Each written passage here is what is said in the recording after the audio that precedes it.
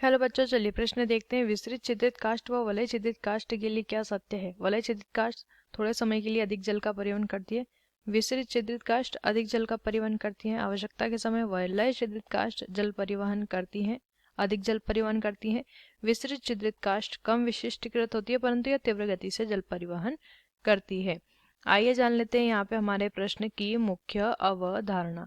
हमारे प्रश्न की मुख्य अवधारणा यहाँ पर संबंधित है, हमें बताना है छिद्रित काष्ठ से संबंधित प्रश्न दिया हुआ है। देखिए, छिद्रित काष्ठ जो होते हैं या फिर जैसे विसरित छिद्रित काष्ठ दिया है, वलय छिद्रित काष्ठ दिया है। क्या होता है कि जब वसंत ऋतु आती है, तो उस वजह से पादप की सक्रियता बढ़ जाती है।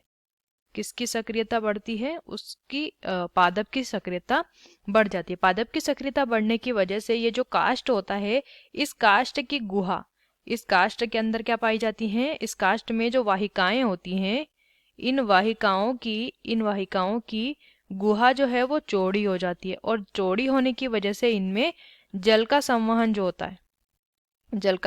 होता है वो ज्यादा होता है। विसरित छिद्रित काष्ठ में भी और वलय छिद्रित काष्ठ में भी। तो क्या होता है कि गुहा चौड़ी होने की वजह से वाहिका की यहाँ पे क्या हो जाता है? जल का संवहन बढ़ जाता है। और जब शरद ऋतु आती है तो पादप कम सक्रिय हो जाता है और फिर से अपनी पहले वाली स्थिति में आ जाता है। तो यहाँ पे वसंत ऋतु में आवश्यकता के समय वलय छिद्रित काष्ठ जल परिवहन ज्यादा करती है। विकल्प सी इसके बारे में सही हो जाएगा।